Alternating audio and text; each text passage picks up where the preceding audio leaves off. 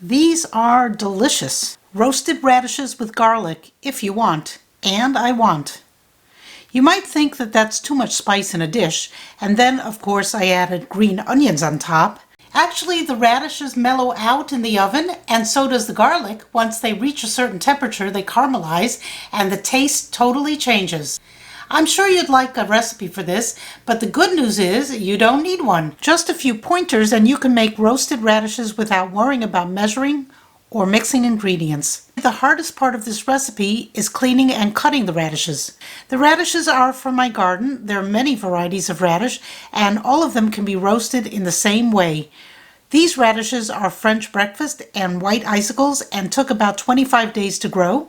Or you can get the radishes from the supermarket much more quickly, but not as much fun. So to clean the radishes, I just cut off both ends, rinse well, and then I use a knife to scrape off the outer layer of any dirt that might still be on the radish. By the way, the leaves are edible, and I like to eat those as microgreens. More about that in another video. Now, the trick to making perfect roasted radishes, or roasted anything, is to cut the radishes into even-sized pieces so that they roast evenly. The garlic, too, cut into nice chunks, otherwise they'll burn.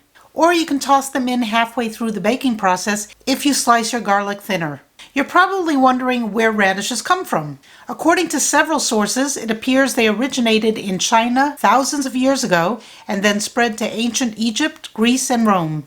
There are stories about Greeks offering gold replicas of radishes to their god Apollo, and evidence that radishes were eaten by the pharaohs well before the pyramids were built.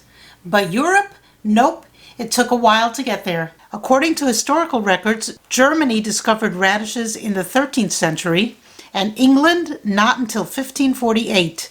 You came here for a recipe, and instead you're getting a history lesson. Okay, back to the recipe, or the non-recipe. Really, all you do is cut the radishes into evenly sized pieces, the garlic too.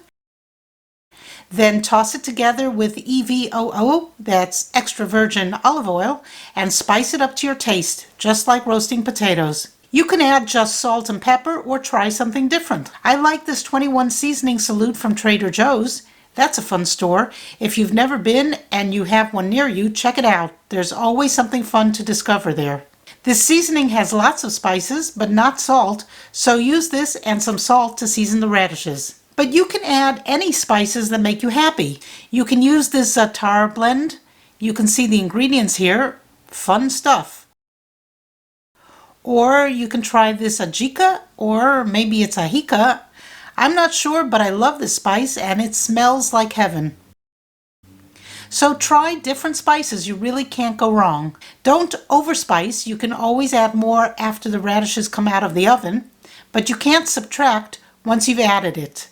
So a light touch is never wrong. Remember, you can always add later, but you can't subtract. So I added the olive oil, the 21 seasoning salute from Trader Joe's, and some sea salt, and mixed it all together.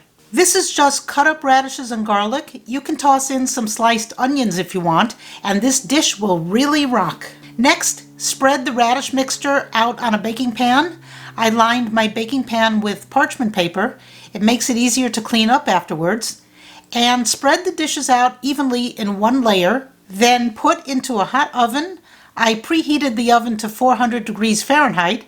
That's 204.44 Celsius. And after around 20 minutes, I took them out and flipped them over, and then put them back in for another 20 minutes. Everyone's oven is a bit different, so what you're going for is a nice roasted look. If they're not browned enough, then put them back in for a bit. You really can't go wrong, just watch them to make sure they don't burn. The garlic will get done first, so if you don't cut them in thick slices, they'll burn. So if you like to slice your garlic thin, then toss them in midway through the baking process, and they'll get done the same time as the radishes. Do I need to tell you how delicious these were? These are great to serve as a side dish. Sprinkle them with some green onions to add more color, flavor, and texture to the dish, and you've got a winner. I hope you enjoyed this video and the dish, and thanks for watching. Bye!